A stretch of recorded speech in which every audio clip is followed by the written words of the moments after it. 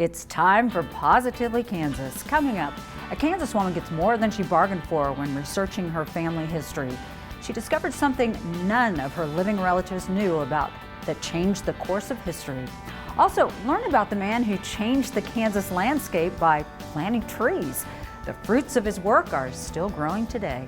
See what's in store as the town of Wichita works to further establish itself as a center for the arts. And efforts to honor a local aviation hero take another leap forward. I'm Sierra Scott. Those stories in Kansas Wild Edge are queued up and ready to roll on this edition of Positively Kansas.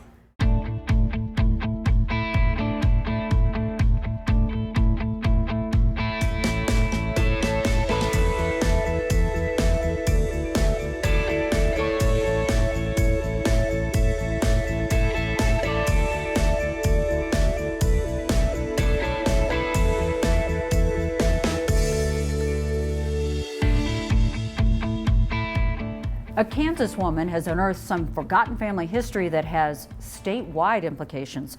She had no clue that her great-aunt Madeline had helped change the course of Kansas history and made news across the country.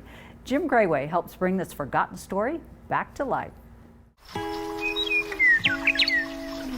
There was nothing bird-brained about selecting the western meadowlark to represent Kansas, according to former Great Plains Nature Center Director Bob Gress.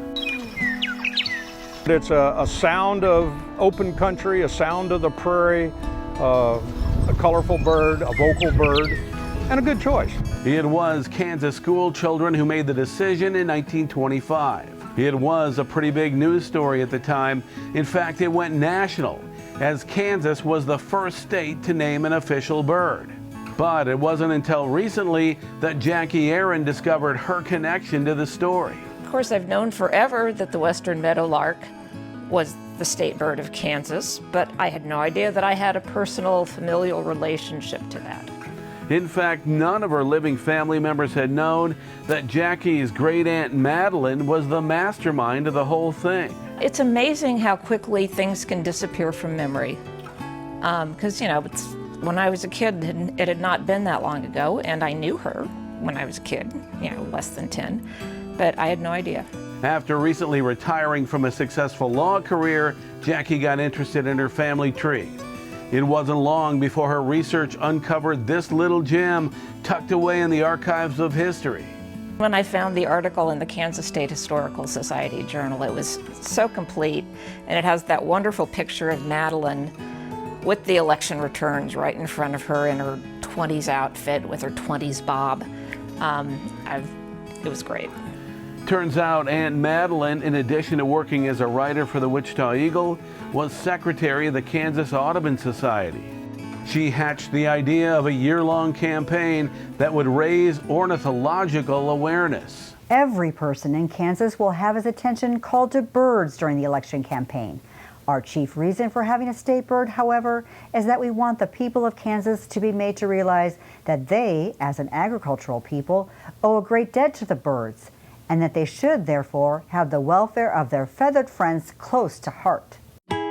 She consulted bird experts throughout the state, as well as just famous Kansans like the governor. It's like, what should be the qualities we're looking for in a state bird? They were things like it should be nice looking, it should be a friend of the farmer, it should have a nice song, and a lot of the experts recommended the western meadowlark. The other challengers were the northern cardinal and the quail or bobwhite. With the cooperation of the state school superintendent, the election was held in schools across the state on January 29th, Kansas Day, 1925. The western meadowlark won by nearly 10,000 votes over the bobwhite quail.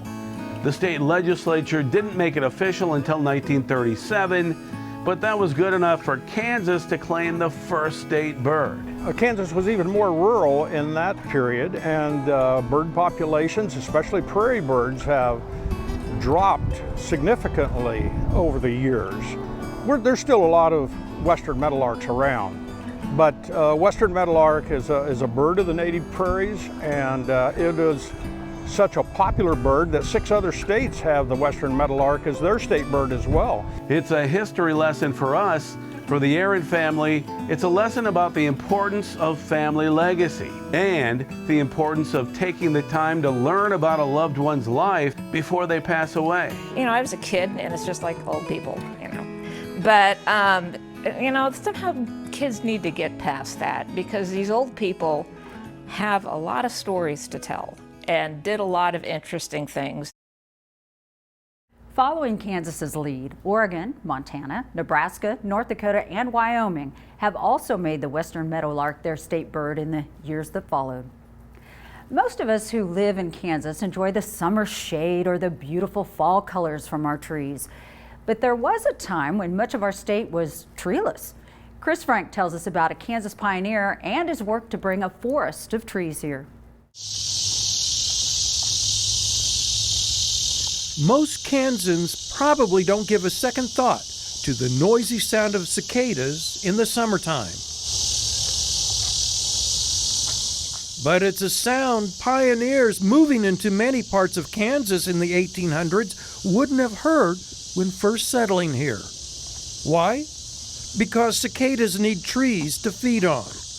Kansans take their trees for granted now. But there was a time in the early 1800s, before Kansas became a state, that this whole Great Plains region was called the Great American Desert. That's what was put on 1800s era maps. It's not like the deserts we think of now, with the barren landscapes. Back then, it was called a desert because there weren't any trees. To some, that may seem harsh now. To those who come here from highly forested states, it might seem appropriate. President Thomas Jefferson sent out surveyors and explorers to report on the Louisiana Purchase. Those explorers called this region a great desert, in large part because it was nearly treeless. Well, when they arrived here, being from Indiana, my great-grandfather took one look around and he said, "Oh, I can't do this." It was a sea of nothing but grass. Judy Riggs Klubine, thinking back on when early Kansas pioneers settled in the Kingman County area of Waterloo. This Sarah Wood Riggs was my great-grandmother. Her great-grandfather, John W. Riggs, and wife Sarah Woods Riggs were amongst the early settlers to south central Kansas after the Civil War. Klubine says those pioneers were shocked to see a treeless environment here. There was tall grass like sea waves seemingly everywhere, but the scarcity of trees was almost too much to bear for those early settlers. In fact, people from here would take their horse and buggy and go 9 miles one direction to sit underneath the one cottonwood tree that existed. The planting of trees became as nearly important to settlers as the planting of crops. There wasn't enough wood to cook with. Cow chips substituted for cooking. Limestone and other rocks were used for fence posts in parts of Kansas, but south central Kansas didn't have that option. John and Sarah Riggs were school teachers in Waterloo in eastern Kingman County. They came out here to teach at the one-room schoolhouse, which is now a privately held home. J.W. Riggs took it upon himself to change his environment. He saw it his destiny to instill a forest of trees in the midst of this so-called Great American Desert. His work led to this, the Riggs Arboretum in Waterloo. These trees were planted in 1887. The inception of this started when my great-grandfather, because he could not take the constant ocean of grass, came out here and decided, okay, I'm going to start bringing in different species and see how they handle the heat, the humidity, the lack of rain, see if they could be acclimated here. And every species that he brought in almost unfailingly grew. Riggs' work here was getting noticed. K-State took notice of this odd individual. Riggs was considered by many as, well, Yeah, odd, as she puts it. they thought he was nuts. Nuts, they thought at first, until K-State professors inspected Riggs' work for themselves. They've actually sent somebody out here from K-State in order to ascertain what he was doing.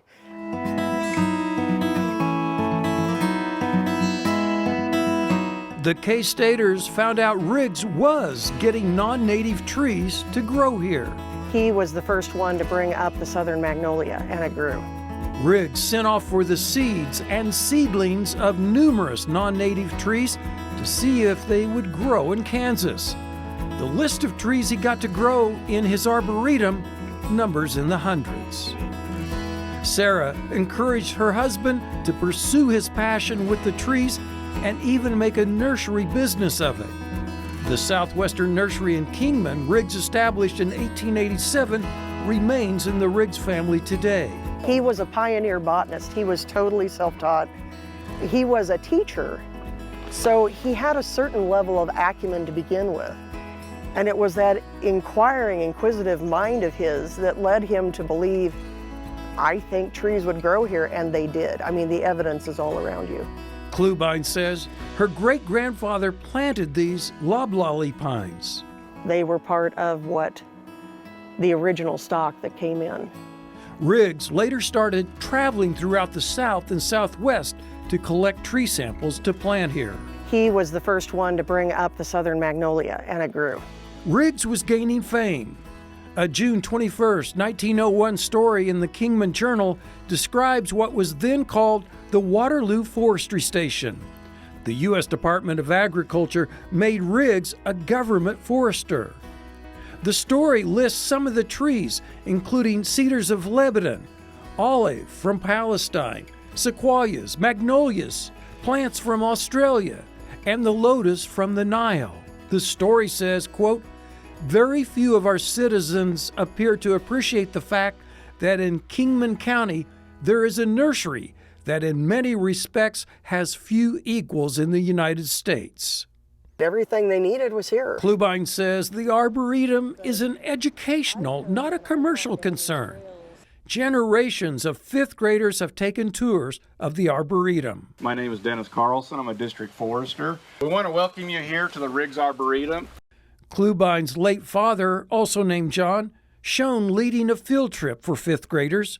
It's amazing to watch the little kids. Most of them have never thought of a tree as a living being, and it's a lot of fun to take them through, teach them the history, show them the trees, and show them the parallels between the lives of trees and the lives of humans. The educational value of the Arboretum is another reason Klubine says this must remain open. I'm hoping to get the kids back in here so that all of the work that my mother and father put in here to develop this, all of the volunteers, all of their work counts for something. Because this was the first experimental tree station west of the Mississippi. The only way we exist is because of all of the volunteers that have come in here. If we didn't have volunteer help, we would not exist. Klubine says there hasn't been a workday here to cut away overgrowth since the COVID pandemic. She looks forward to changing that. The trails are needing some upkeep. It's just a thriving ecosystem that is unique unto itself. It supports so much life. The Arboretum is a part of the town of Waterloo. It is a ghostly semblance of what it once was when German immigrants settled here next to Smoots Creek. Gone are the stores that once filled the now empty town lots. The St. Louis Catholic Church remains all this time caring for the spiritual needs of the area. And the Riggs Arboretum, with its tall standing trees, remains as a calling card, beckoning visitors to see how a once treeless environment could be turned into this small forest, proving non-native trees can grow in Kansas. From Waterloo, this is Chris Frank for Positively Kansas. The Arboretum is not open to the public. It's reserved for school tours. For several years, key Tri-City leaders and business owners have been working to enhance the city's downtown area. There have been a lot of hurdles to overcome, but finally, the Arts and Business District plan is set to become a reality. Anthony Powell explains. Finally, it's going to happen. So God bless everybody that has their finger in that and is making it go. Roland Karg, owner of Keachai's world-famous Karg Art Glass, speaks for many business owners and residents about the Keachai Arts and District Plan. After several years of trying to implement it, the project is scheduled to begin in summer of 2024, 9 years after the concept was first approved. What came from the initial design, though, was $2 million in utility relocation costs, which really made the project financially unattainable for the community. That began a series of hurdles for what most in this town deem is an essential project for the intersection of 61st Street and Oliver, the heart of Keachai. It's home to several businesses, including Karg Art Glass, which attracts a lot of traffic. Not only isn't the intersection wide enough to handle current congestion, there's no way it could support additional commercial development. The multi-phase Business and Arts District Plan will expand the roadways 500 feet in each direction of the 61st Street and Oliver intersection. But that's not all. So we're going to go in and install some storm drains, sidewalks, new asphalt, make it more walkable and vibrant so patrons can really park and shop, and it connects the businesses in every direction of the main intersection. Park benches, charging stations, and other enhancements are also part of the plan, which would not be possible without voters passing a 1% sales tax in February 2023. Passing the sales tax was an essential part of the puzzle because it will help pay debt on project loans. Whenever you invest in your community, you're hoping that that'll also spur additional investment. And so we'd love to see some other commercial businesses or mom and pop shops that would like to locate here in Keachai. Schroef believes coffee shops, restaurants, and other businesses will be attracted to Keachai once the Business and Arts District project is finalized. Right now, it's not known exactly when that might be. A bakery, coffee, coffee shops everywhere, and they all seem to be prospering. Roland Karg couldn't be more excited for Keachai's potential. He also knows the plan will help ease congestion in front of his store and attract even more visitors, especially if space near his is developed. If you had a place that served wine and light dinners or something, that's sitting in amongst those trees. I go over there sometimes, I gotta think, get away from the telephone here. It's awesome. And for folks like Roland Karg, who already believe Keachai is an awesome place, having the Arts and District Plan in place will make it even more so. In Keachai, I'm Anthony Powell for Positively Kansas. Right now, Keachai's downtown area is home to 13 businesses and the Keachai Playhouse. Kansas has a vast potpourri of marvelous wildlife, but some creatures are best kept at a distance. In this week's Kansas Wild Edge Report, Mike Blair takes us to the lowdown land of the prairie rattlesnake. Be sure to watch your step.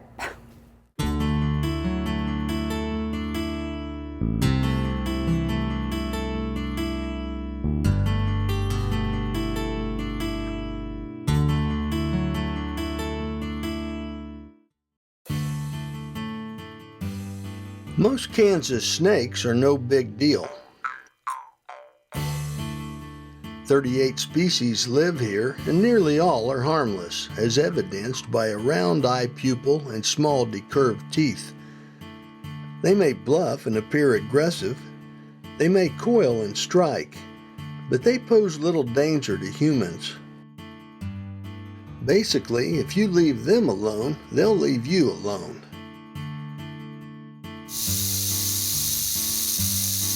But once in a while, you might run onto a dangerous snake. Prairie rattlesnakes are among the 5 venomous species in Kansas, and this is one to avoid. It's found in the western half of the state, and it's usually quick to fight. I found this one on a spring evening, warming itself on a sandy road next to a prairie dog town.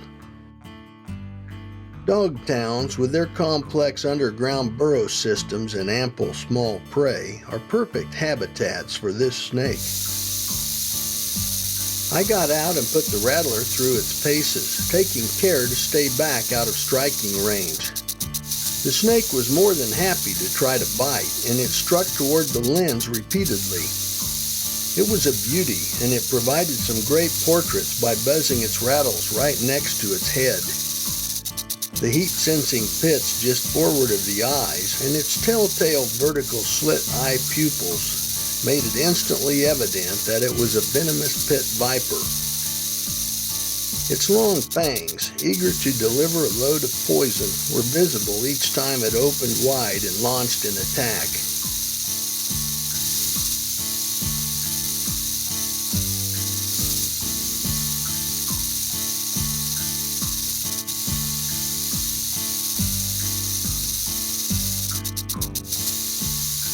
I used a variety of techniques to take advantage of the uncommon opportunity.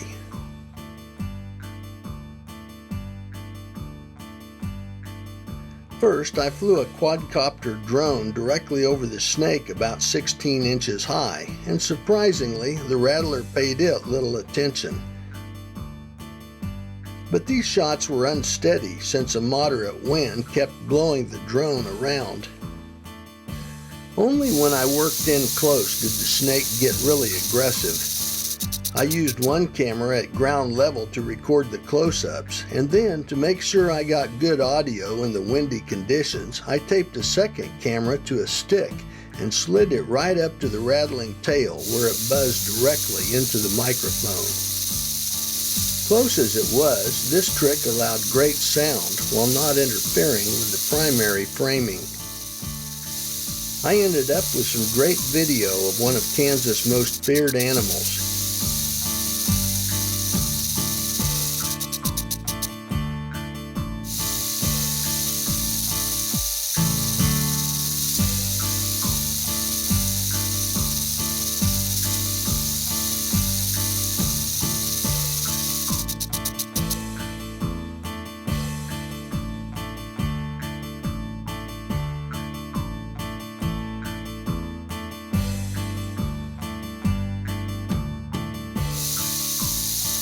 And when finished, we both went our separate ways, none the worse for wear.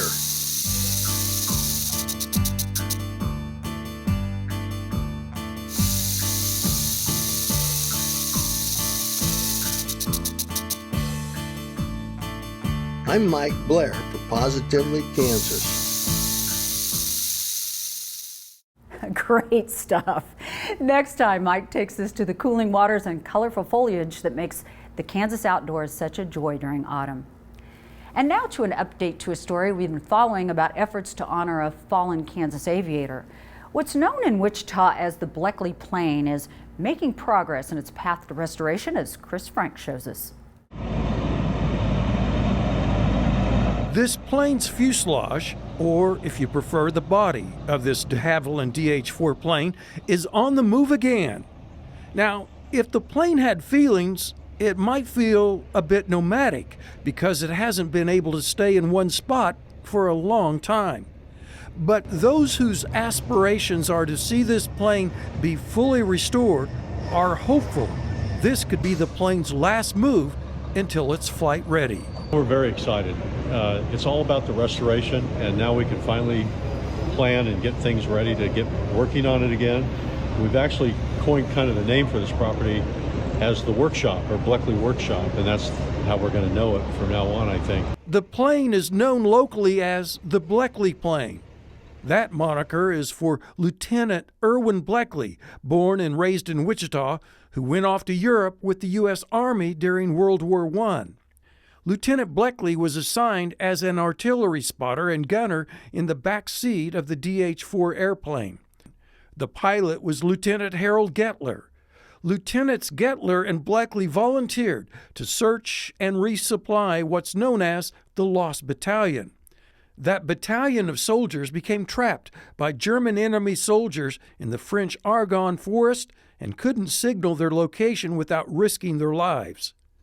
By flying dangerously low and attracting enemy fire, Lieutenants Bleckley and Gettler found the battalion and recorded its position.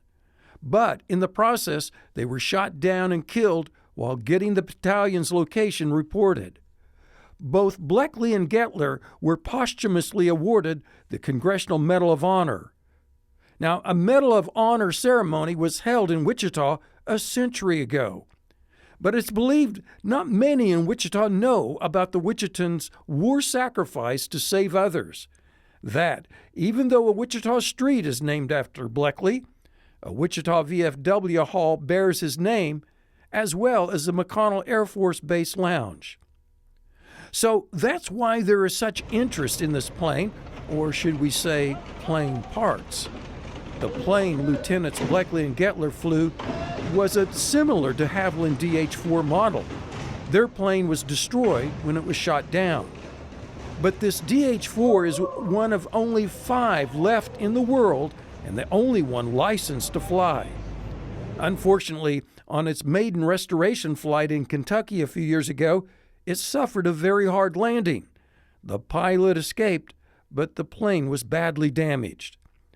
So these aviation enthusiasts want to bring the plane back to life so others can appreciate the history behind it. This is going to be a dream home for this project. As big a project as this is, and as important as this is to Wichita, this is a great place. Project manager Wayne Borman says their first major order of business is to get the fuselage restored so work afterwards can move towards getting the landing gear reconnected.